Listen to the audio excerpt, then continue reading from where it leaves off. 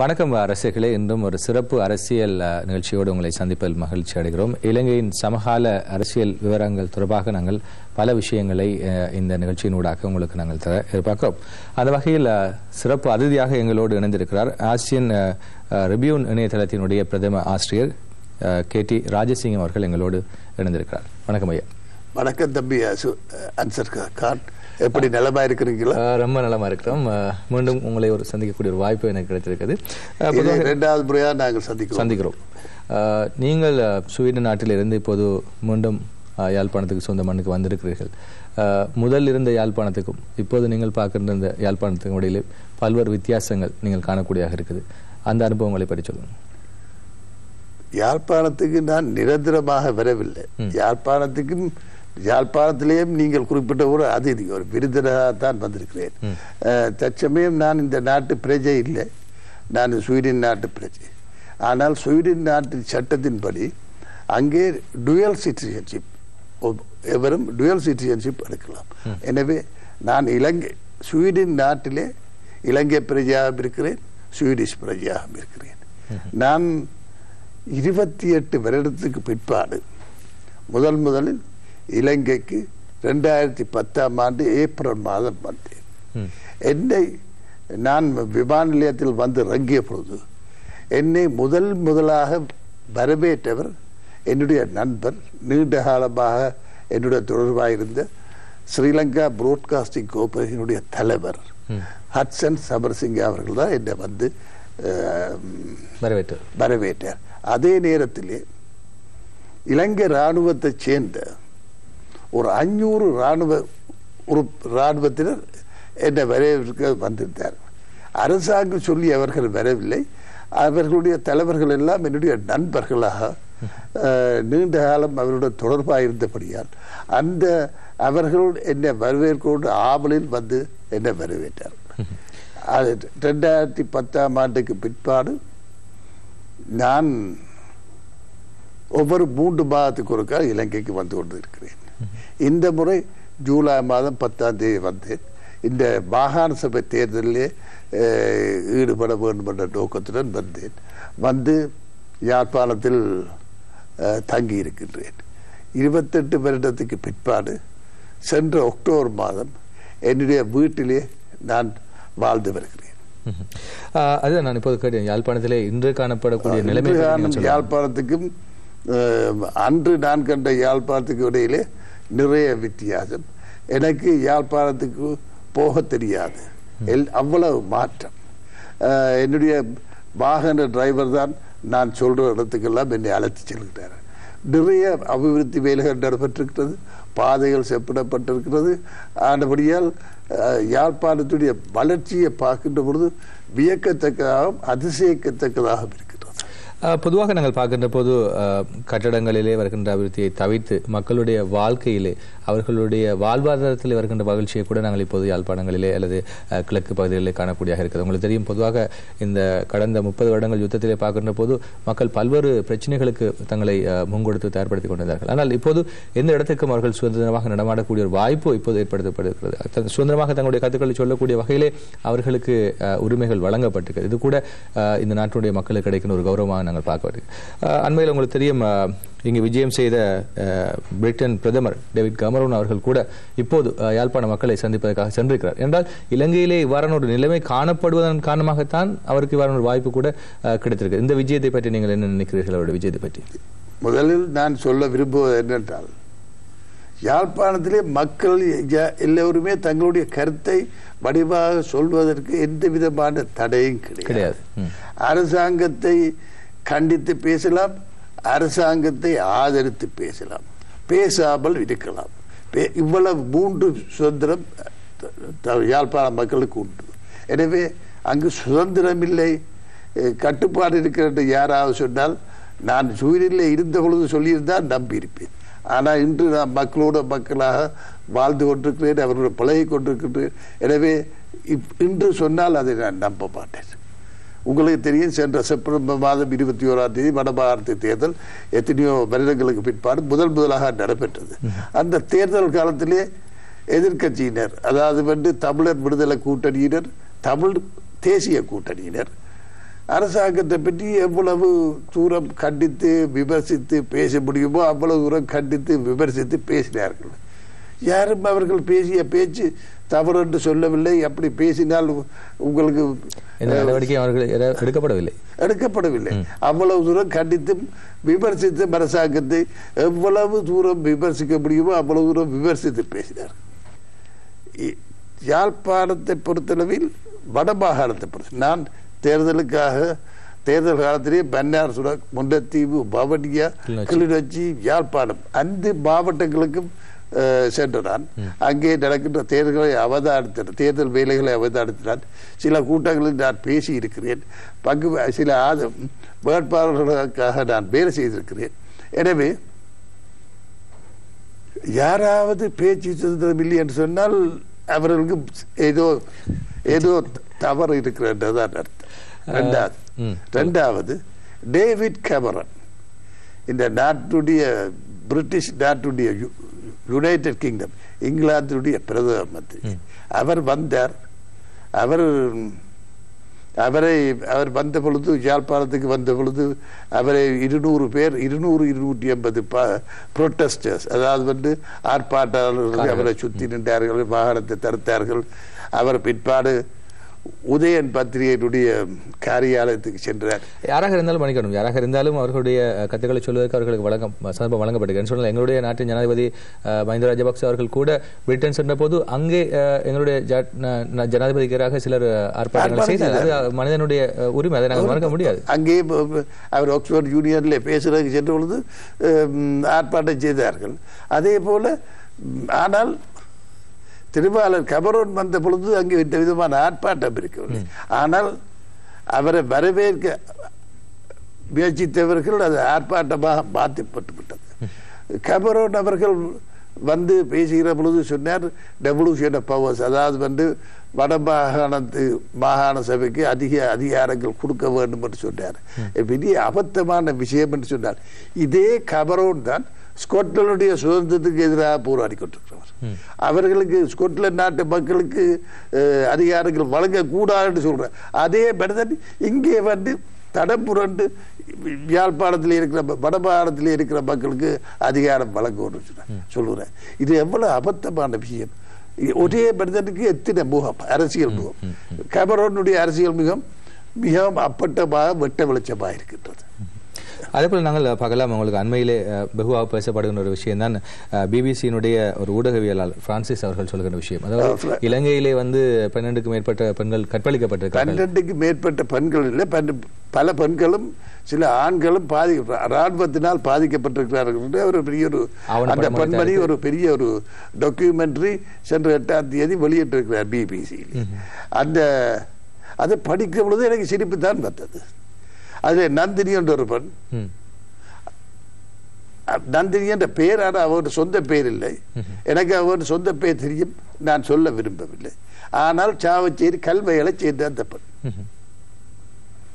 ஏன் இப்ப இந்த இடத்துல ஒரு சந்தேகம் ஒன்று வருகிறது, ஏன் பிபிசி ஊடகவியலாளர்கள் இவ்வாறான ஒரு ஆவணப்படத்தை தயாரித்து இவ்வாறான ஒரு விஷயத்தை இந்த வேளையிலே, அதாவது இந்த பொதுநலவாய அரசு தலைவர்கள் மாநாடு நடக்கின்ற இந்த வேளையிலே அதை காண்பிக்க வேண்டும் என்று உற்சாகம் எடுப்பதற்கு என்ன காரணம் என்று சொன்னால், இலங்கையை எவ்வளவு தூரம் ஷேப் பண்ணல, எவ்வளவு தூரம் அவமானப்படுத்த இயல்போ அவ்வளவு தூரம் அவமானப்படுத்த வேண்டும் என்ற ஒரு நோக்கம். அதாவது ஒருவன் ஆற்றிலேயோ குளத்திலேயே மூழ்கிறவனுக்கு ஒரு துரும்பு கிடைச்சால் அதை கட்டி பிடிச்சு கொண்டு மேலே ஏற முயற்சிப்பது போலதான் இந்த பிரான்சிஸ் ஹாரிசனுடைய பேட்டியும் இருக்கிறது. அவ சொன்ன வசந்தி என்ற ஒரு பெண்ணை பற்றி சொல்லியிருந்தா, நந்தினி என்ற ஒரு பெண்ணை பற்றி சொல்ற. நந்தினி பேசுகிறவங்கள சொல்ற தன்னை புரட்டி கற்பழித்தார்கள் என்று. அதை சொல்லுறவங்கள அந்த பெண்ணின் முகத்தில் எந்த விதமான வெக்கமோ ஒன்றும் இல்லை. பிறகு யாரோ சொல்லி இருக்கணும், கொஞ்சம் அலர்ட்டு சொல்லி அவன் கொஞ்சம் அழுகிறான். அவன் ஏன் லண்டனுக்கு போடான்னு சொன்னால் ஸ்டூடெண்ட் விசாவில் போடுதா. அப்ப ஸ்டூடெண்ட் விசாவில் போடுறவர்களுக்கு விசா கிடைக்க வேணும். அவன் ஒரு நாடு கடந்த அரசாங்கத்தினுடைய எம்பி தான் அவன் சொலிசிட்டர். அந்த அப்பக்காத்த இந்த செயற்பாடாகவே அவதான் இவன் சொலிசிட்டர்.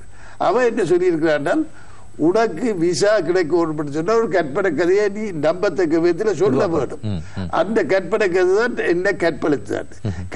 கற்பழித்தது ஒரு பெண் சொல்ல முடியாது. ஆனால் உங்களுக்கு தெரியும் எத்தனையோ பெண்கள் தாங்கள் வெளிநாட்டுக்கு போகணும்ன்றதற்காக ஒரு வெளிநாட்டிலே வருகிற ஒரு மாப்பிள்ளையை கல்யாணம் முடிச்சுக்கொண்டு அங்கே போகிறேன். அவ்வளவு தூரத்துக்கு வெளிநாட்டு போகம் இருக்கிறது. இதே போலதான் இந்த பெண்ணும் தான் கற்பழிக்கப்பட்டேன் என்று சொல்லி ஒரு கதையை சொல்லி பிரான்சிஸ் ஹாரிசன் மூலமாக இமிகிரேஷன் பிரிட்டிஷ் இமிகிரேஷனுக்கு தன்னுடைய கதை உண்மைதான் நிரூபிப்பதற்கு முயற்சிகள் மேற்கொண்டிருக்கின்றார். இதை நான் இந்த பிரிட்டிஷ் இமிகிரேஷன் இதை பற்றி கவனத்தில் எடுக்க வேண்டும். பிபிசி சொல்வதெல்லாம் உண்மை இல்லை, பைபிள் வாசகம் இல்லை. பிபிசி ஒரு அஜெண்டாவோடு இயங்குகிறது. இலங்கைக்கு எதிராக என்னென்ன செய்யணுமோ அவ்வளவுத்தையும் செய்யணும். பிபிசியும் அப்படித்தான், ஸ்கை நியூஸும் அப்படித்தான், சேனல் 4 அப்படித்தான். எனவே இவர்கள் இலங்கைக்கு எதிராக ஒரு அஜெண்டா வைத்து இலங்கையையும் மஹிந்த ராஜபக்ச ஜனாதிபதியை எவ்வளவு தூரம் கேவலப்படுத்தணுமோ அவ்வளவு தூரம் கேவலப்படுத்துவதற்கான நடவடிக்கைகள் ஈடுபட்டுகின்றன.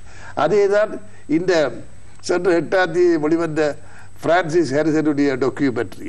பிரான்சிஸ் ஹாரிசனுடைய டாக்குமெண்ட்ரியிலே எனக்கு தெரிந்த ஒரே ஒரு பெண்மணி அந்த நந்தினி என்று அழைக்கப்படுகின்ற அந்த பெண் சாவச்சேரி கல்வயலை புறப்படமாக கொண்ட எனக்கு நல்லா தெரியும். பெற்றோர்கள் எனக்கு நல்லா தெரியும். அந்த பெண் அந்த பெண்ணுக்கும் விடுதலை புலிகளுக்கு எந்த விதமான தொடர்பும் இல்லை. அந்த சட்டத்தை சொல்லிக் கொடுக்கணும். நீ விடுதலை புலியில் இருந்தேன்னு சொன்னால் உனக்கு விசா தரமாட்டார்கள். நீ சொல்லு எப்படின்னு சொன்னா நான் அவனுக்கு உதவி செய்தேன். நான் அதுக்கு எடுத்து கொடுத்தா இது எடுத்து கொடுத்தா யாழ்ப்பாணத்தில் சாவச்சேரியில் அவன் என்னென்னு விடுதலை புலிகளுக்கு உதவி செய்யறான்னு சொல்ல இடம். இது தலையில பூ சுத்துற கதை, காதுல பூ சுத்துற கதை. இதை நாங்கள் நம்ப வருமானம் எதிர்பார்க்கிறார்கள். Francis Harrison should learn the background of this situation. தெரிய வேண்டும். தெரியாமல் முட்டாள்தனமாக எழுதி தன்னையை குழப்பி நாட்டையை குழப்பி கொண்டிருக்கிறது பிபிசி. நிச்சயமாக இதை பார்க்கின்ற போது வெளிநாடுகளில் இருக்கின்ற ஒரு வகையான சக்திகள் தான் இதற்கு மூல காரணமாக இருக்கிறது. நாடு கடந்த அரசாங்கம் என்று சொல்லி ஒன்று வச்சிருக்கிறேன். அந்த அரசாங்கத்திலே ஒரு எம்பி அவதான் வேண்ட சட்டத்தரணி. அவதான் ஒரே கல்லில் 2 மாங்காய் அடிக்கிற வேலை. அவதான் சொல்லி கொடுத்துருக்கிறா, நீ இப்படி சொன்னாதான் உனக்கு விசா கிடைக்கும். அதே நேரத்தில் அவ வருங்காலத்திலே அவ தேடி இவ இந்த கேஸ் வந்து விட்டான்னு சொன்னால் எல்லா அகதியல் கேஸும் அவதான் வந்து சேரும். அது ஒரு லாபம். 2வது என்னன்னு சொன்னா வந்து கொடுத்துட்டா தானே. சும்மா இருந்து ஒரு வந்து ஸ்டூடெண்ட் விசா எடுத்துக்கொண்டு வந்து ஒரு பெண் பிள்ளைக்கு விசா எடுத்து கொடுத்த பெருமை இவருக்கு சேர்த்திடும். அதே போலதான் அதே 2வது விஷயம் என்ன, அரசாங்கத்துக்கு எதிராக ஒரு பொய் பிரச்சாரத்தை வெற்றிகரமாக நிறைவேற்றி விட்டார் ஒரு திருப்தி, ஆத்ம திருப்தி அவருக்கு ஏற்படும். அதன் மூலமாக இடம்பெயர்ந்த தமிழ் மக்களுடைய ஆதரவையும் பெற்றுக் கொள்ளலாம் அப்படின்றதான் நம்ம நினைக்கின்றேன். இது ஒரு அற்ப விஷயம் பாருங்க. நான் இலங்கையன், ஸ்வீடனிலே வாழ்கிறேன். ஸ்வீடன் நாட்டு சட்டத்தின்படி நான் ஒரு ஸ்வீடன் நாட்டிலே வாழ்கிற ஒரு டுவல் சிட்டிசன். நான் ஸ்வீடிஷ் பிரஜை, அதே நேரத்தில் இலங்கை பிரஜை. ஸ்வீடிஷ் நாட்டிலே நான் ஒரு டுவல் சிட்டிசன். அதான் அந்த நாட்டுடைய சட்டம் சொல்லுவது. ஆனால் இங்கிலாந்தில் இருக்கிற ஒரு பெண்மணி தான் இந்த நாட்டிலே பிறந்து வளர்ந்து படித்து இந்த நாட்டினுடைய இலவச விஷயங்கள் எல்லாவற்றையும் அனுபவித்து போட்டு போய் அந்த நாட்டிலே ஏதோ ஒரு காரணத்துக்கு போய் இருந்து கொண்டு பிறந்து வளர்ந்த அதே நாட்டை கேவலப்படுத்தும் விதத்தை நடந்து கொள்வது எவ்வளவு ஒரு கேவலமான விஷயம், ஏற்றுக்கொள்ள முடியாது. இதை மனதிலே கொள்ளுவோம். அதே போல இப்போது சமகாலத்திலே சில சொல்லுகின்ற விஷயங்கள் தான் இந்த வடமாகாணத்திலே மக்களுடைய காணிகள் எல்லாம் அரசின் மூலமாக சுவீகரிக்கப்படுகிறது சொல்லப்படுகிறது. இதுல உண்மையான விடயம் வந்து என்ன? இதை நீங்கள் என்ன கண்ணோட்டத்தில்? 1990ஆம் ஆண்டுக்கு பிறகு பிரபாகரன் இலங்கை அரசாங்கத்தோடு நடத்திய யுத்தத்தினால் அவர் இராணுவ முகாம்களுக்கு ராக்கெட் லான்ச்சர் மூலம் அட்டாக் பண்ணினதால் அவர்கள் இராணுவ முகாமை இந்த அவருடைய ஏவுகணைகளுக்கு பாதிக்காத இடத்திலே வைப்பதற்காக சில காணிகளை அவர்கள் சுவீகரிக்க வேண்டிய நிலை ஏற்பட்டது. இவ்வாறு சுவீகரிக்கப்பட்ட காணிகளை அவர்கள் செக்யூரிட்டி சோன் என்று சொல்லி அதுக்குள்ளே அடக்கி வைத்திருக்கிறார்கள். இலங்கை தமிழர் விடுதலை கூட்டணியினுடைய கருத்தின்படி தற்சமயம் இராணுவத்தினர் 6000 ஏக்கர் நிலத்தை பிடித்து வைத்திருக்கிறார்கள் என்றுதான் எங்களுக்கு தெரிய வருகின்ற கருத்து. இந்த 6000 ஏக்கர் நிலத்துக்காக இப்பொழுது 1400 1500 வழக்குகள் போட்டு விட்டார்கள். இராணுவத்தினர் சொல்லி தேசிய தமிழர் தேசிய கூட்டணியினர் சொல்லி பொதுமக்கள் 1400 1500 வழக்கு இப்பொழுது ஃபைல் பண்ணியிருக்கிறார்கள், போட்டிருக்கிறார்கள். இதில் ஒரு விஷயம், ஒரு சின்ன ஒரு கணக்கு நான் உங்களுக்கு சொல்ல விரும்புகிறேன். என்னென்னு சொன்னால், விநாயகமூர்த்தி சுமந்திரன் போன்ற சட்டத்தரணிகள் தான் இந்த வழக்குகளை தயாரித்து நீதிமன்றத்திலே சமர்ப்பித்தவர்கள். ஒவ்வொரு வழக்குக்கும் போடுவதற்கும் ஒரு வழக்குக்கு 3000 ரூபாய் அப்படி வேண்டியிருந்தார்கள் என்று சொன்னால், விநாயகமூர்த்தி அவர்களும் திருவாளர் சுமந்திரன் அவர்களும் எவ்வளவு காசு வரை கிடைத்திருக்கும் ஒரு கணக்கு போட்டு பாருங்கள். ஒரு வழக்குக்கு 3000 ரூபாய், 1400 வழக்குக்கு எவ்வளவு காசு இந்த 2 சட்டத்திறனிகளுக்கு கிடைத்திருக்கும். வாங்கியிருக்கிறார்களா? வாங்காமல் 2 வழக்கு போடுவது ஐயா. வழக்கு ஆக குறைஞ்சது 3000. சின்ன காசு, பீனட் நீங்கள் நினைப்பீர்கள்.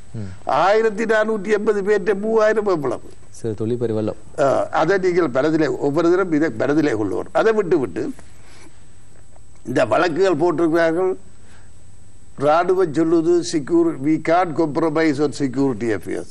தேசிய பாதுகாப்பு விஷயத்திலே நாங்கள் விட்டு கொடுக்க முடியாது சொல்கிறார்கள்.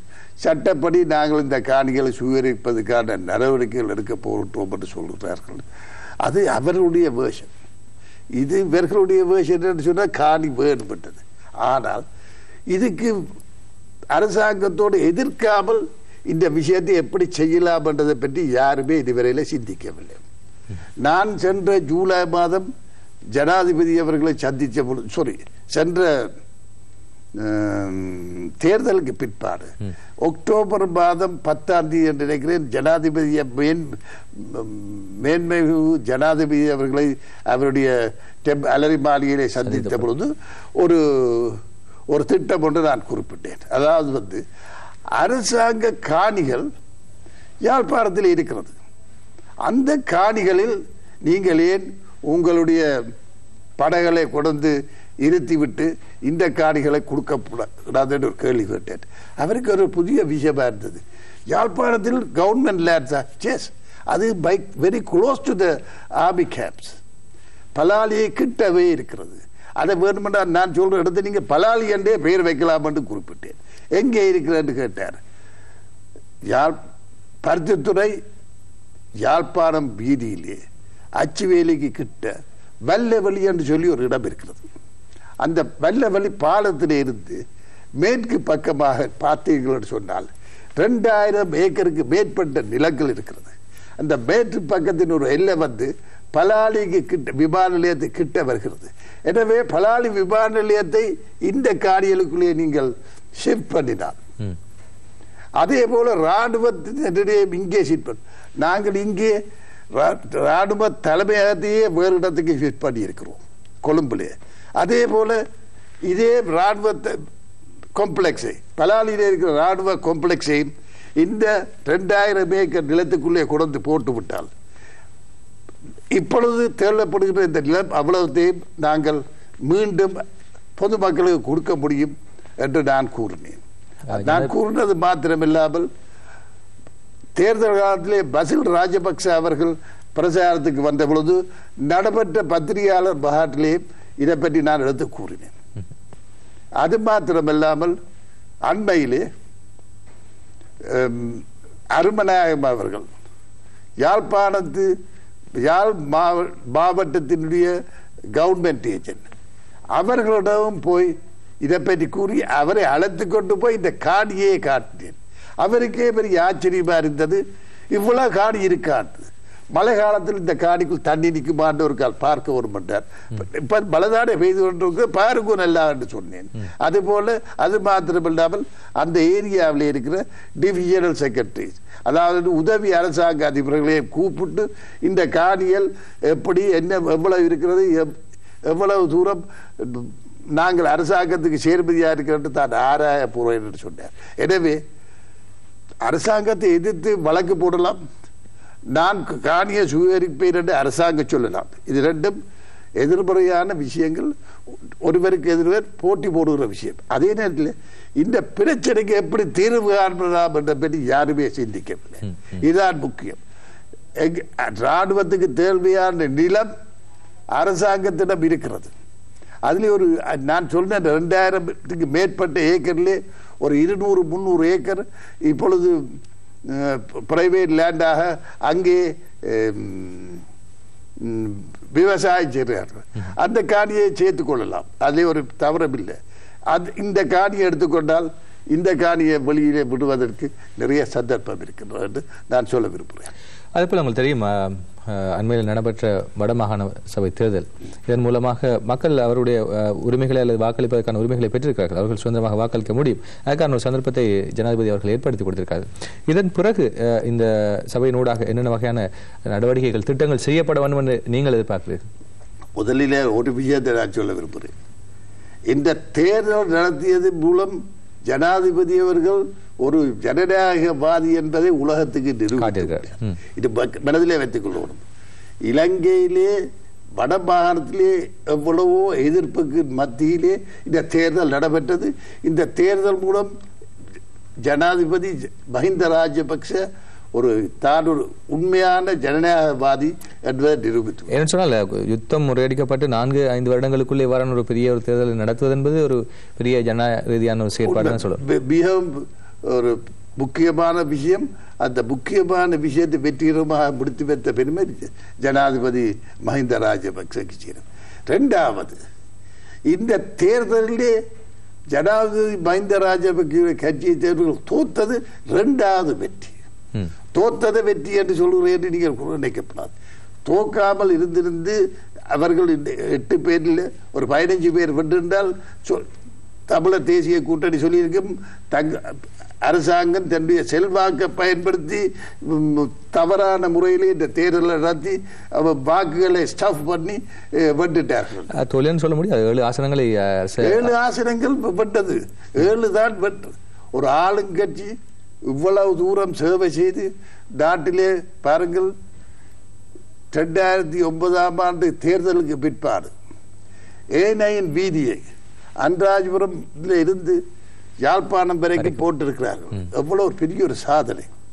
இரண்டாவது, 1984ஆம் ஆண்டிலே முதலாக கோண்டாவில் சந்தியிலே வைத்து விடுதலை புலியினர் யாழ்தேவி பட்டியை எரித்தார்கள். அப்பொழுது எங்களுடைய வீடு வந்து சுண்ணாகத்திலே ரயில்வே ஸ்டேஷனுக்கு எதிரிலே இருந்தது. எரித்து விட்டார்கள் என்று நான் கேள்விப்பட்ட பொழுது நான் அன்று சொன்னேன், எங்களுக்கு தமிழ் மக்களுக்கு கெட்ட காலம் ஆரம்பமாகிவிட்டது. அதன் பிற்பாடு அவர்கள் முருகண்டி கங்காலே யாழ்ப்பாணத்து ரயில்வே ட்ரெயினை கடத்தி குண்டு வைத்து தகர்த்தார்கள். அதன் பின்பாடு எங்களுக்கு ரயில் சேவையே இருக்கவில்லை. தண்டவாள முழுதையும் எடுத்துக்கொண்டு போய் பங்கர் கட்டினார்கள். ரயில் சேவைன்னு சொல்றது மக்களை இணைக்கின்ற ஒரு பாலமாக, வடக்கே கிழக்கே இணைக்கிற ஒரு பாலமாக இருந்தது. மக்கள் சென்று வரக்கூடிய அல்லது தெற்கில் இருக்கக்கூடிய மக்கள்கள் கூட யாழ்ப்பாணத்துக்கு போய் அங்கு இணைய மக்களோடு தங்களுடைய கருத்துக்களை பரிமாறி அவர்கள் சுதந்திரமாக செயற்படக்கூடிய ஒரு செயற்பாடை துண்டித்து விட்டார்கள். வடக்கே தெற்கையும் ஒரு 2 தீவுகளாக மாற்றினார்கள். அந்த தண்டவாளங்கள் முழுதையும் எடுத்துக்கொண்டு போய் பங்கருக்கு போட்டார்கள். ஸ்லீப்பர் கட்டை முழுதையும் கொண்டு போய் பங்கர் கட்டினார்கள். ரயில் ஓடின அடையாளமே இருக்கவில்லை. அப்படி இருந்தும் மஹிந்த ராஜபக்ச ஜனாதிபதி அவர்கள் தன்னுடைய சொந்த முயற்சியினாலே வவுனியாவிலிருந்து புளியங்குளம் வரைக்கும் ஓமந்த வரைக்கும் முதல் 10 மைல் ட்ரெயினை போட்டார். அதற்கு பிற்பாடு இந்திய அரசாங்கத்தினுடைய உதவியுடன் இந்திய அரசாங்கம் சும்மா ஒன்றும் உதவி செய்யவில்லை. இதை பற்றி கிளிநொச்சியிலே வைத்து மிக தெளிவாக மஹிந்த ராஜபக்ஷ அவர்களே கிளிநொச்சியிலே வைத்து ரயிலில் யாழ்தேவியை வரவேற்று நடந்த கூட்டத்திலே பேசுகிறோம் சொன்ன அவர்கள் கடனுக்குத்தான் காசு தந்திருக்கிறார்கள். நாங்கள் கடன்பட்டு தான் இந்த ரயிலில் தண்டவாளத்தை போட்டிருக்கிறோம், ட்ரெயினை கொண்டு வந்திருக்கிறோம். இந்த காசு நாங்கள் திருப்பி கொடுக்க வேண்டிய காசு. எனவே கடன்பட்டு இன்றைக்கு கிளிநொச்சி வரைக்கும் தண்டவாளத்தை போட்டார்கள். பிறகு நான் அடிக்கடி அந்த பகுதியிலே போகிறபடியால் ஆணையரவு பல வரைக்கும் தண்டவாளங்கள் போட்டு வேலைகள் நடந்து கொண்டிருக்கிறது. ட்ரெயின் வரக்கூடிய நிலை இருக்கிறது. நிச்சயமாக போக்குவரத்து அமைச்சர் சொன்னது போல சித்திரை மாதத்திலே யாழ்தேவி மற்றது மெயில் ட்ரெயின் எல்லாம் யாழ்ப்பாணம் வரைக்கும் வரக்கூடிய சாத்தியக்கூறு இருக்கிறது. எனவே இவ்வளவு பெரிய சாதனை செய்தார்கள். தேர்தலிலே இவ்வளவு சாதனை செய்தும் மக்கள் அங்கீகரிக்கவில்லை, ஏற்றுக்கொள்ளவில்லை, அவர்களுக்கு விளங்கவில்லை. விளங்கக்கூடிய விதத்திலே பிழையாக மக்களை வழிநடத்துகிறது. பிரச்சாரம் செய்யப்படவில்லை. ஆளுங்கட்சியை சேர்ந்த வேட்பாளர்கள் ஒழுங்கான முறையிலே பிரச்சாரம் செய்யவில்லை. எதிர்கட்சியினர் வெற்றிகரமாக தவறான பிரச்சாரம் செய்து மக்களுடைய மனதை திறப்பினார்கள். எனவே அவர்களால் 28 தொகுதிகளை வெல்லக்கூடியதாக இருந்தது. 36 தொகுதிகளிலே 28 தொகுதி அவர்கள் வென்றார்கள். 2 போர்டர் சீட்டுடன் 38 30 சீட் அவர்கள் பெறக்கூடியதாக இருந்தது. ஆளுங்கட்சி தோற்று விட்டது. தோத்தது ஒன்று நன்மை. நாளைக்கு ஒரு ஜனாதிபதி தேர்தல் நடந்தால் மஹிந்த ராஜபக்ஷ எந்த விதமான பிரச்சனையும் இல்லாமல் வென்றுவிடுவார். ஏன் வடிவாக சொல்லலாம். இது சொல்ல வேண்டிய விஷயம் சொல்லித்தான் ஆகணும். வடக்கிலே பாருங்க, தமிழர் எல்லாம் ஒற்றுமையாக இருக்கிறார். நான் இப்பொழுது சோகத்தின் தலைவராக இருக்கிறேன். சிங்கள மக்கள் நீங்களே எனக்கு பின்னாலே நிற்க வேண்டும் என்று ஒன்று குரல் கொடுத்தாரன்னு சொன்னால் சிங்கள மக்கள் 58 வீதத்திலே சென்ற ஜனவரி மாதம் 26ஆம் தேதி 2010 நடந்த தேர்தலில் வென்ற அதே மஹிந்த ராஜபக்ஷ 3வது முறையாக 65 வீதம் வாக்குகள் பெற்று வெற்றி பெறக்கூடிய சந்தர்ப்பத்தை தமிழ் மக்கள் உருவாக்கி கொடுத்திருக்கிறார்கள். தமிழ் மக்கள் எல்லாரும் வடக்கிலே ஒன்றாக நின்றால், விக்னேஸ்வரனுக்கு பிறந்தால் நின்றால், ஏன் தெற்கிலே சிங்கள மக்கள் எல்லாரும் ஒன்றாக மஹிந்த ராஜபக்சேக்கு பின்னால் இருக்கக்கூடாது ஒரு கேள்வி எழுப்பினார். என்ன நடக்கும்? முழு சிங்கள மக்கள் மஹிந்த ராஜபக்சேக்கு வாக்களிக்க ஒரு சாத்தியத்தை, ஒரு சூழ்நிலையை, ஒரு சந்தர்ப்பத்தை வடபகுதியில் இருக்கிற தமிழ் மக்கள் உருவாக்கி கொடுத்திருக்கிறார்கள். எனவே இந்த தோல்வி, இந்த தேர்தலிலே, வடமாகாண தேர்தலிலே ஆளுங்கட்சி தோற்றதாலே எந்த விதமான கவலையும் இல்லை. ஜனநாயகம் வெற்றி பெற்றிருக்கிறது. எந்த விதமான அவதூறான பிரச்சாரங்களும் நடைபெறவில்லை, சொல்லவில்லை. ஊடக சுதந்திரம் கூட அங்கே, ஊடக சுதந்திரம், பேச்சு சுதந்திரம், சகல சுதந்திரம் இருக்கின்றது. உலகத்தை தெரியப்படுத்தக்கூடிய ஒரு சந்தர்ப்பமாக வடமாகாண தேர்தல் நடைபெற்றிருக்கு. இப்போது இருக்கிற இந்த காலகட்டத்தில் தமிழ் மக்களை பொறுத்த மட்டில் அவர்களுக்கு அவசியமான ஒரு தேவையாக இருப்பது என்ன விஷயம் நீங்க நினைக்கிறீர்கள்? எப்போ தமிழ் மக்களுக்கு, இந்த நாட்டு மக்களுக்கு தேவையானதே வாழ்க்கை தரம் தான். வாழ்க்கை தரம் உயர வேண்டும். பொருளாதாரத்திலே பணத்தினுடைய பெறுமதி குறைந்து கொண்டே வருகிறது. ஒரு காலத்திலே எங்கிட்ட காசை சொல்றது, எங்கிட்ட பெண்டுகள், யாழ்ப்பாணத்து பெண்டுகள் என்ன மாதிரி சொல்லுவார்கள் என்றால், ஒரு பொருளை 100 ரூபாய்க்கு வேண்டி விட்டால் அவர்கள் சொல்லுவார்கள் 100 ரூபாய்க்கு இந்த பொருளை வேணும் என்று சொல்றீங்க. 10 பவுண்டுக்கு இந்த 10 பவுண்டுக்கு இந்த பொருளை வேண்டான்னு சொல்வார்கள். ஒரு பவுன் என்று அந்த காலத்தில் சொன்னால் 10 ரூபா. அப்ப பிரிட்டிஷனுடைய பவுண்ட்ஸு 10 ரூபா தான் அந்த காலத்தில் பெறுமதி. அப்ப எனக்கு தெரியும், என்னுடைய அம்மா அவர்கள் எங்கட வீட்டில் முருங்கைக்காய் விற்பார். எங்கட வீட்டில் முருங்கை மரங்கள் நிறைய இருக்கிறது. அப்ப முருங்கை மரத்திலே வந்து வியாபாரிகள் வந்து ஆண்டியோட்டு போவார்கள். பேரம் பேசும் பொழுது சொல்லிவிட்டு, இது போல காசு இந்த முறை தர ஒன்று முடிச்சுன்னா 10 பவுண்ட் ஆண்டு வாப்பா. 10 பவுண்டா 100 ரூபா. எனவே இன்றைக்கு பணத்தினுடைய பெறுமதி குறைந்து விட்டது. ஒரு பவுண்ட் எவ்வளவு காசு ஆகிவிட்டது? 200-280 ரூபா ஆகிவிட்டது. 10 ரூபா. எனவே எங்களாலே கொள்வனவு செய்ய பர்ச்சேசிங் பவரை நாங்கள் இழந்து கொண்டிருக்கிறோம். எனவே இதுதான் எங்களுடைய பிரச்சனை. எங்களுடைய பிரச்சனை இலங்கை தமிழ் மக்களுடைய பிரச்சனை மாத்திரமில்லை, நாட்டு மக்களுடைய பிரச்சனையை வாழ்க்கை தரத்தை உயர்த்த வேண்டும், பர்ச்சேசிங் பவரை உருவாக்க வேண்டும், அவர்களுக்கு நிறைய வேலை வாய்ப்பு கொடுக்கணும், நிறைய சந்தர்ப்பங்களை உருவாக்கும். நிச்சயமாக அதேபோல நாட்டினுடைய அபிவிருத்தி அல்லது பொருளாதார ரீதியாக ஒரு அபிவிருத்தியை கொண்டு வருவதாக இருந்தால் அது ஒரு தனி அரசாங்கத்தால் மாற்ற முடியாது. ஒவ்வொரு தனி மனிதனும் அதுக்காக நாங்கள் செயற்பட வேண்டும். எங்களுடைய பங்களிப்பை கொடுக்கின்ற போதுதான் அந்த அபிவிருத்தி என்பது நாங்கள் இலகுவாக நாட்டுக்கு வழங்கக்கூடிய வகையில் இருக்கும் இல்லையா? ஒரு விஷயத்தை நீங்கள் கவனிக்க வேண்டும். அண்மையில் என்ன இந்த சோகத்தில் இப்ப நடந்து கொண்டு இன்றைக்கு நான் பேசிக்கொண்டிருக்கிறேன். 16ஆம் தேதி இன்னும் சோகம் உங்களுடன் பேசப்பொழுது சோகம் முடியவில்லை. சோகத்திலே அதுக்கு 10ஆம் தேதி ஆரம்பித்தது பிசினஸ் ஃபோரம் என்று சொல்லி ஆரம்பித்தார்கள். அந்த பிசினஸ் ஃபோரத்திலே முதலாக உலகத்தை சேர்ந்து 2000க்கு மேற்பட்ட இன்வெஸ்டர்ஸ் இந்த நாட்டுக்கு வந்தார்கள். அவர்கள் இந்த நாட்டிலே நிறைய சந்தர்ப்பம் இருக்கிறார் சொன்னார்கள். ஈவன் அவர் friend who the prime minister of the United Kingdom David Cameron அவர் கூட சொன்னார், இலங்கையிலே நிறைய சந்தர்ப்பம் லாட் ஆஃப் ஆப்பர்ச்சுனிட்டிஸ், நிறைய சந்தர்ப்பம் இருக்குன்னு சொன்னார். எனவே இலங்கையிலே நிறைய அபிவிருத்திக்கான சந்தர்ப்பங்கள், வியாபார வளர்ச்சிக்கான சந்தர்ப்பம் இருக்கிறது. இந்த சந்தர்ப்பத்தை பயன்படுத்தி இலங்கையை வளப்படுத்த முன்வர வேண்டும். எனவே 2000 இன்வெஸ்டர் வந்தவர்கள் நிச்சயமாக நாட்டிலே அவர்கள் இந்த நாட்டிலே இன்வெஸ்ட் பண்ண முன் வருவார்கள். அதே போல எங்களுடைய ஒவ்வொரு குடிமகனும் இது எங்களுக்கு கிடைச்சிருக்கிற ஆப்பர்ச்சுனிட்டி என்ற ஒரு சந்தர்ப்பம், நாட்டை வளப்படுத்துவதற்கு ஒரு சந்தர்ப்பம், அவர்களால் இயன்றளவு பங்களிப்பு செய்ய முன் வர வேண்டும். அது மாத்திரமில்லாமல் டபுள் டயஸ்போராஸ் என்று சொல்றவர்கள் வெளிநாட்டிலே இருக்கிறார்கள். சும்மா வெளிநாட்டிலே இருந்து கத்தி கொண்டிருப்பதில் எந்த விதமான பிரயோசனம் இல்லை. மஹிந்த ராஜபக்சே எப்படி விழுத்தலாம் என்று யோசிப்பதில் எந்த பிரயோசனம் இல்லை.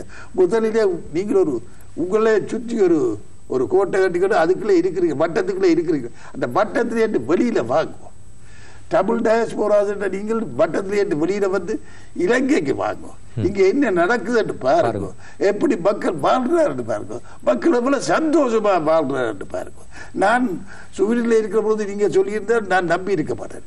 நான் இந்த நாட்டுக்கு 2010ஆம் ஆண்டுக்கு பிறகு எத்தனை பேர் வந்து விட்டேன். இப்ப ஜூலை 10ஆம் தேதி தொடர்ந்து யாழ்ப்பாணத்தில் நான் இருக்கிறேன். அப்ப நான் மக்களாக வாழ்ந்து இருக்கிறேன். மக்கள் எவ்வளவு சந்தோஷமா இருக்கிறார்கள்.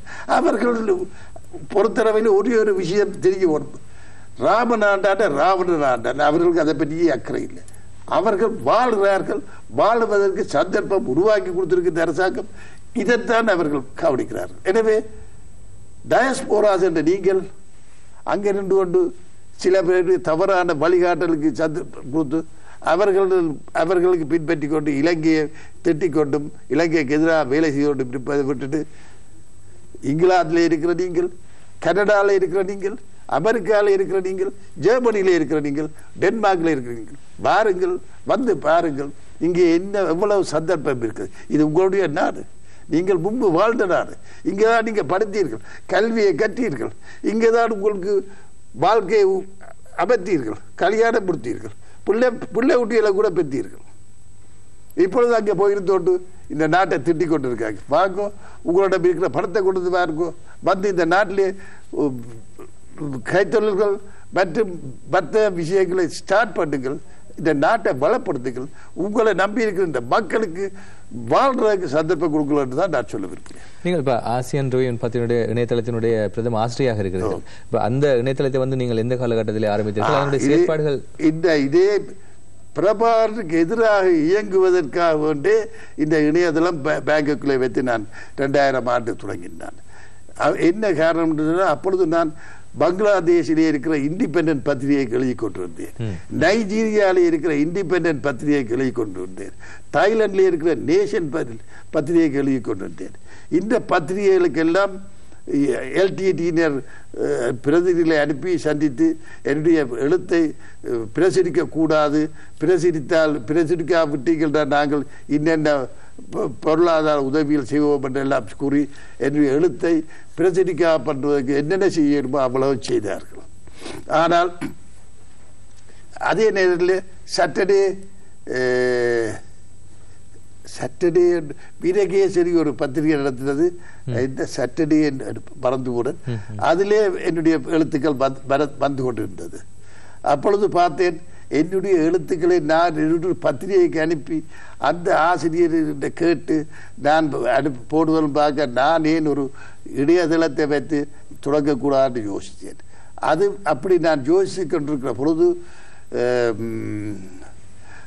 ஏசியா டுடே என்ற ஒரு இணையதளம் ஹாங்காங்கிலே வருகிறது.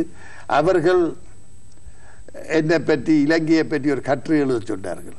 நான் ஸ்ரீலங்கா அன்டோல் ஸ்டோரின்னு சொல்லி ஒரு வரலாற்று கட்டுரை தொடர் 59 கிழமைகள் வெளிவர்ற மாதிரி எழுதி கொண்டிருந்தேன்.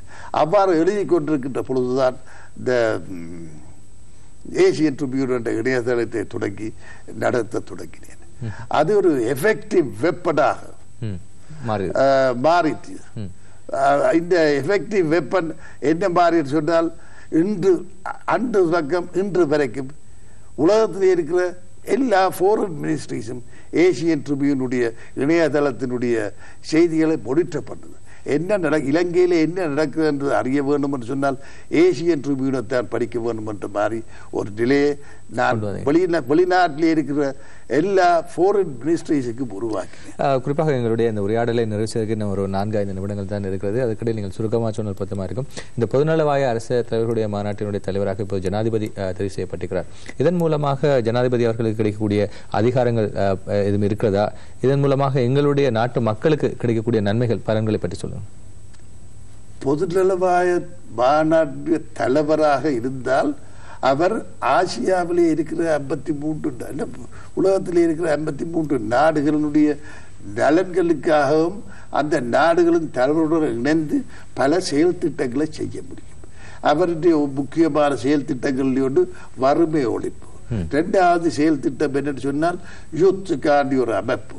இளைஞர்கள் இன்றைக்கு 60% ஆசியாவிலே இந்த பொதுநல அமைப்பிலே இருக்கிற நாடுகளிலே 60%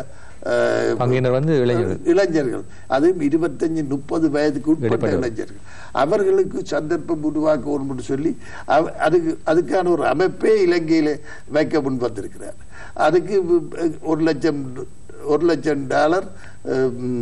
பாகிஸ்தான் அரசாங்கம் அன்பளிப்பு கொடுத்திருக்கிறது. இளைஞர்களுக்கு, சர்வதேச இளைஞர்களுக்கான ஒரு மாநாடு விரைவில் இலங்கையில வைக்க போகிறார். எனவே இதெல்லாம் முக்கியமான விஷயங்கள். அது மாத்திரமில்லாமல் இலங்கைக்கு பல நன்மைகள் ஏற்படுகின்றன. ஒன்று, அதான் நான் ஏற்கனவே சொன்னேன், 2000 இன்வெஸ்டர்ஸ் பிசினஸ் ஃபோரத்திலே வந்திருக்கிறார் வெளிநாட்டு. அவர்கள் இலங்கையிலே முதலீடுகள் செய்து புது புது முயற்சிகள், வர்த்தக முயற்சிகள், கைத்தொழில் முயற்சிகள் செய்கிறதுக்கு சந்தர்ப்பம் ஏற்படும். அவ்வாறு செய்தால் நிறைய இலங்கை மக்களுக்கு நிறைய தொழில் வாய்ப்பு ஏற்படும். உல்லாச பயணம். இலங்கை ஒரு முக்கியமான அழகான ஒரு தீவு என்று இந்த 53 நாடு தலைவர்களுக்கும் தெரிய வந்திருக்கிறது. அவருடன் வந்திருக்கின்ற ஒவ்வொரு டெலிகேஷன்லையும் 25-50 ரெப்ரசன்டேட்டிவ் வந்திருக்கிறார்கள். அவர்கள் பார்க்கிறார்கள் இந்த மவுத் டு மவுத் பிரசாரம். Ilankai is a beautiful country, it's a paradise on earth என்று சொல்லக்கூடிய அளவுக்கு ஒரு பிரசாரம் ஏற்படுறதால எங்களுக்கு நிறைய உல்லாச பயணிகள் இந்த நாட்டுக்கு வரக்கூடிய சந்தர்ப்பம் ஏற்படுகிறது. எல்லாவற்றுக்கும் மேலாக சோகத்தினுடைய தலைவராக இருக்கின்ற ஜனாதிபதியுடைய தலைமையிலே நாட்டிலே அமைதி மேலும் அமைதியும் நல்ல பொதுவான சூழல் நிலவுக்கு சந்தர்ப்பம் ஏற்பட்டிருக்கிறது. எனவே மஹிந்த ராஜபக்ச என்னுடைய நீண்டகால நண்பர், 45 வருட காலமாக எனக்கு தெரியும். 1970ஆம் ஆண்டிலே அவர் முதலாக அவர் பாராளுமன்றத்திலே ஒரு ஜங் உறுப்பினராக சேர்ந்த காலம் தொடக்கம் இன்று வரைக்கும் ஜனாதிபதி மஹிந்த ராஜபக்ச எனக்கு நன்றாக தெரியும், அனுபவமானவர். அவருடன் நேற்றைக்கு நடந்த பத்திரிகையாளர் மாநாட்டிலே கூட வெளிநாட்டவர்கள் பற்றி கதைக்கிற போது என்ன சுட்டிக்காட்டி இவர் வெளிநாட்டில் இருக்கிறார், இப்பொழுது வந்திருக்கிறார், I don't know whether he is going to stay with us, he is going back என்று சொல்லி என்னை காட்டி 500 பேர் பத்திரிகையாளருக்கு முன்னால் என்னை காட்டி ஹீஸ் எ ஜேர்னலிஸ்ட் என்று சுட்டி காட்டி நான் முன் வரிசையில் இருந்தேன் சுட்டி காட்டி சொல்லிட்டார். அவ்வளவு தூரம் எங்களுடைய நட்பு இருக்கிறது. எனவே எல்லாவற்றிற்கும் மேலாக அடுத்த ஜனாதிபதி தேர்தலிலே சோகத்தின் தலைவர் மீண்டும் வெற்றி பெறுவதற்கு ஒரு சந்தர்ப்பம் கிடைக்கும். நிச்சயமா. அதுபோல இறுதியாக நீங்கள் தமிழ் மக்களுக்கு சொல்லக்கூடிய ஆலோசனைகள் அல்லது அறிவுரைகள். எல்லாருமே தமிழ் நெஞ்சங்களே, நீங்கள் சிந்திக்க வேண்டும், மாற்றத்துக்கு முன்வர வேண்டும். எனவே நெடுகவும் தமிழ் தேசியம் இது ஒரு முட்டாள்தனமான ஒரு விஷயம். 60 வருட காலமாக இதைத்தான் ஜிஜி பொன்னம்பலம் சொன்னார், இதைத்தான் செல்வநாயகம் ஐயா அவர்களும் சொன்னார், இதைத்தான் ஆனந்த சங்கரியும் சொன்னார், அமிர்தலிங்கம் சொன்னார், இன்றைக்கு சம்பந்தரையா சொல்றார். சம்பந்தர் பெரிய ஒரு நண்பர், அவருக்கு என் மீது அவருக்கு நிறைய மதிப்பு இருக்கு, அவருக்கு மீது எனக்கு நல்ல நிறைய. ஆனால் அண்மையிலே நல்லூர் கந்தசாமி கோவில் தேர்தலே சந்தித்த பொழுது அவருக்கு நேரே சொல்லிவிட்டார், ஐயா நானும் நீங்கள் நண்பர்கள், ஆனால் நான் உங்களை ஆதரிக்க மாட்டேன். அண்மையிலே திருவாளர் விக்னேஸ்வரருக்கு முதலமைச்சர் அவர்களை நான் பொது லைப்ரரியிலே அவருடைய ஆபீஸிலே சந்தித்த பொழுது அவரும் அவருடைய 4 அமைச்சர்களும் இருந்தார்கள். என்னை கட்டிப்பிடிச்சு இவர் கேட்டு ராசியோட அறிமுகப்படுத்தினார், ஆனால் அவர் எங்களை ஆதரிக்க மாட்டார் என்று சொன்னார். அவர் முதலாக சீஃப் மினிஸ்டர் பதவிக்குரிய கடிதத்தை பெற்ற பொழுது கவர்னரிடம் என்று அவருக்கு வாழ்த்தி கை கொடுக்கிறவர் நான் தான். First man to shake hand with him was me.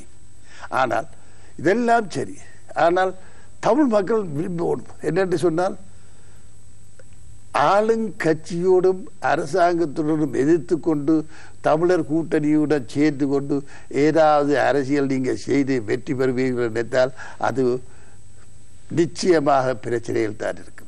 பொட்ட நடராஜா அவர்கள் டிஸ்ட்ரிக்ட் கவுன்சிலுக்கு தலைவராக இருந்து அவரால் ஒன்று செய்ய முடியாது போட்டது. அதே போலதான் எங்களுடைய நண்பர் விக்னேஸ்வரன் அவர்கள் என்ற மதிப்புக்கும் அன்புக்கும் மதிப்புக்கும் பாத்திரமானவர், அவர் முதலமைச்சராக இருந்தும் எதுவுமே செய்ய முடியாது. எனவே தமிழ் தேசியம் என்றதை விட்டுட்டு நீங்கள் இலங்கையர்கள், இலங்கை மக்கள், இந்த நாடு எங்களுடையது, எங்களுக்கு சகல விதமான உரிமை உண்டு. பிரச்சனை இருந்தால் அதற்கான தீர்வை தேடி அதை நாங்கள் முன்வைத்து அமைதியான முறையில் உங்களுடைய பிரச்சனையை தீர்க்க வேண்டும் என்று கேட்டுக்கொள்கிறேன். நிச்சயமாக அந்த நல்ல அறிவுரையோடு இந்த நிகழ்ச்சியிலிருந்து நாங்களும் விடைபெற்றுக் கொள்ளாமல் நினைக்கிறோம். அந்த வகையில் குறிப்பிட்ட நேரத்துக்குள்ளே பல விஷயங்கள், சமகால அரசியல் தொடர்பான தமிழ் மக்களுடைய பிரச்சனைகள் தொடர்பாக பல விஷயங்களுக்கு மிக அழகாக தெளிவாக விளக்கங்களை வழங்கிய ஆசியன் ரிவ்யூ இணையதளத்தினுடைய பிரதம ஆசிரியர் சிரேஷ்ட ஊடகவியலாளர் கே.டி. ராஜசிங்கம் ஐயா அவர்களுக்கு நாங்கள் எங்களுடைய கூடுதாபத்தின் சார்பாக நன்றிகளை தெரிவித்துக் கொள்கிறோம். நன்றி ஐயா. நன்றி தம்பி, நல்லா இரு. இன்னொரு சந்தர்ப்பத்திலே உங்களை அனைவரையும் சந்திக்கும் வரை இத்துடன் நிகழ்ச்சியிலிருந்து விடைபெற்றுக் கொள்கின்றோம். நன்றி, வணக்கம்.